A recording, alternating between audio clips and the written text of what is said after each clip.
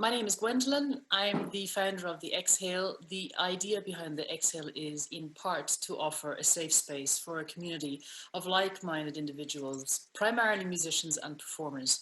And we are here to try and move things forward, to move agendas forward, to try and gain some form of insight into what it's like to be a 21st century musician. Feasible, possible, to have a family and be an active performer. Claudia, to you. Hello, everybody. Hello. Tell us a little bit about yourself. Well, I am 37 now, and I had a baby a year ago, and I'm a working soprano, a lyric coloratura soprano. Yeah, it's a very privileged profession to be involved in. I love what I do. In fact, I always think of the quote from Joyce DiDonato that says, you're not paid to sing, you're paid to be away from home. I'm a very Irish girl. Even before having a baby, I think it's very important to connect with your family. It's the lack of being able to maybe plan when you can get home. They work Saturday mornings, which really stops, if you're working within Europe, which really stops you getting home even at a weekend. And maybe more of an effort should be made to orientate the scheduling around family life. So if I had one thing to pick, it's just scheduling and being able to plan when you can get home. Well, like Claudia, I'm a singer. I describe myself as an opera singer because it's a useful shorthand if people aren't familiar with the variety that there is in classical singing. So I've been doing this for about 25, 30 years. I've been freelance. I used to be a classroom teacher for a few years after college, taking a ball, play football in the park, or just going to visit something on a Saturday and Sunday being a family day.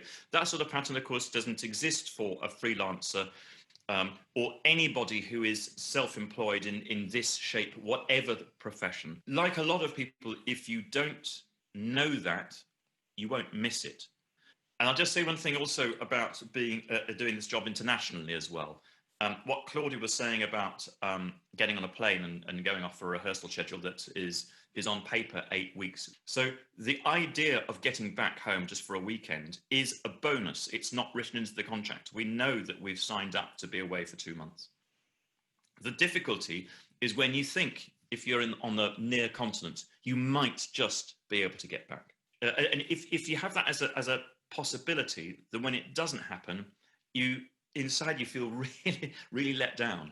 And I remember being out in Amsterdam when my family were really young, which was really close to be able to really easy to be able to get back, fly home. And I was thinking, I wonder when it's coming up. And it got to Thursday, I remember. And I thought, if they don't need me tomorrow and Saturday, I could just get a flight home now. So the possibility was just on 10 hooks. So I just dropped in at the end of the working day on a Thursday and said to the director, and just hovered, and said, director, excuse me, can I just ask? He saw me, he said, Roddy, he said, yeah, we haven't used you.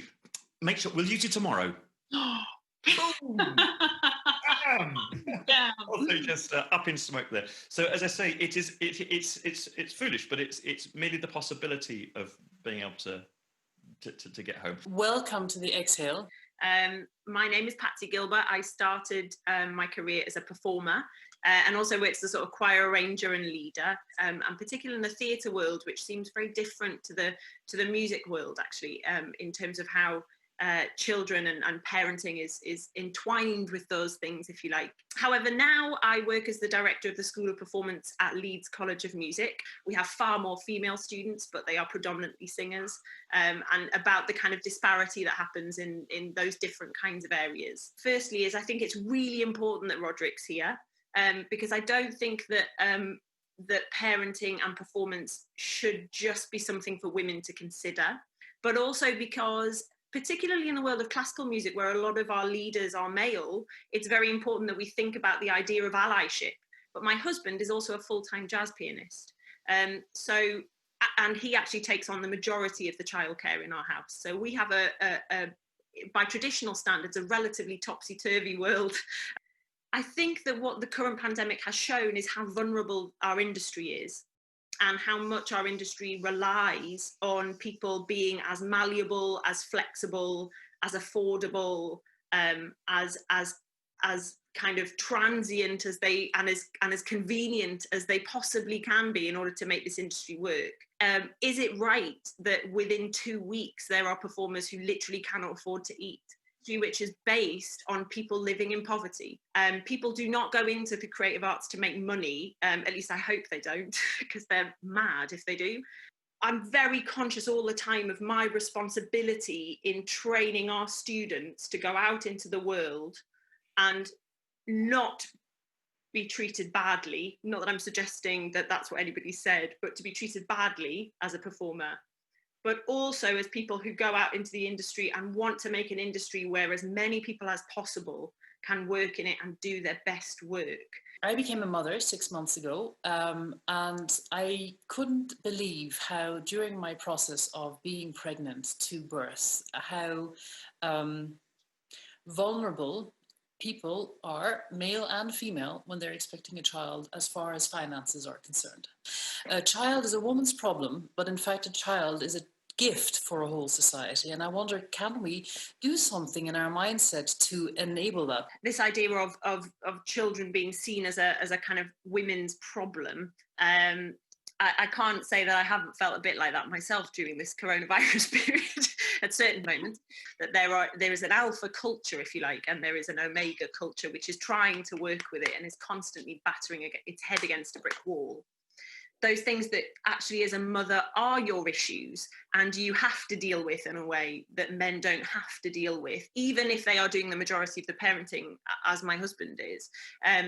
So that kind of loss of artistic and possible creative identity, for example, that comes with having children. We are constantly trying to create little pockets for women in a culture that actually hasn't been designed for us. Yeah, I think there's a moment going to come pretty soon where we're going to run out of small pockets we can find in a world that isn't designed for us. Patsy, when you say it's not designed for us, are you referring to music in general or? I think I'm talking, I mean, you know, you could apply this to many things, of course. They work like that because they worked for a certain type of workforce. And we need to start saying, is this still right in 2020 that we work like this? Roddy, what is your opinion on that? You are a man. Get out. In a freelance career, there are no systems in place for something to take you through maternity. I'm not sure what the answer to that is, but there is nothing they can do in terms of keeping that career going. Now, a lot of female singer friends I know who have been pregnant have had to cope with this and have done so with varying degrees of terror. And of course, with that comes the change of the instrument. If Gwendolyn was thinking that as she became pregnant, someone was going to re-string her instrument, it does happen from time to time. When they do ask that, I haven't got much of an answer. And I don't know quite what turn of phrase she used, but she did suggest that having children would be a negation of her gift. What is it like to be pregnant and a performer? I mean, particularly when you carry your instrument as one does a baby with you all the time. My schedule kind of worked out well around that. I mean, I was just towards the end of a tour when I found out that I was pregnant. I did start getting sick. And then it was after that, actually, I was very fortunate to have a job in Oslo in Norway, which is so progressive. And so I didn't really feel the need to tell my agent or the opera company. I mean, I did tell them, though, when I went over there, because of costume fittings, obviously, I was going to be bigger towards the end of it. And then actually, after that, then I did have another job, which I did actually back out of, just because they were a little bit nervous. It was quite a physical production, but ultimately they did leave the decision with me, and I was happy to bow out. I kind of felt it was right at that time.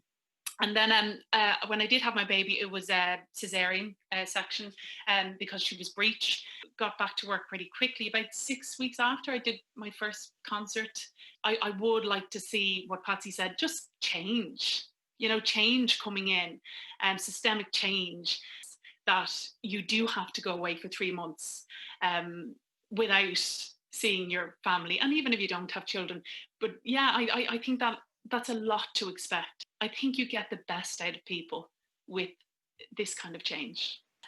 But like many women in her position, she has to have that edge because that's the way it is. If you are pregnant and not on top of your game, it's not working. If you want to get it done, give it to a woman. Family. God, do you know what? I have so many thoughts on it. It's difficult to sort of quantify them.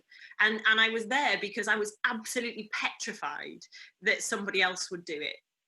And I remember a man saying to me, this happened to be at a jazz conference, but he said to me, I don't see gender. Like, I just give the job to whoever is the best musician. If I see an excellent woman, then I'd give her the job. And I said, that's the problem. You're waiting for excellent women. And I have seen billions of mediocre men. There's a huge amount of mediocrity that happens in all kinds of places, and women are always expected to be at their best. They're expected to be at the top end of that world to be able to kind of break through that wall. Being in lockdown with my children, who are all grown up now, has been very interesting because they are of a different generation and they use different language about gender, about race. Of course, that's very, very much in the air at the moment. Mm-hmm. And they look at some of my statements and experiences with a look of frank. They're just appalled by the sort of things that come out of my mouth. So I've learned, for one thing, to be a little bit more careful with my language.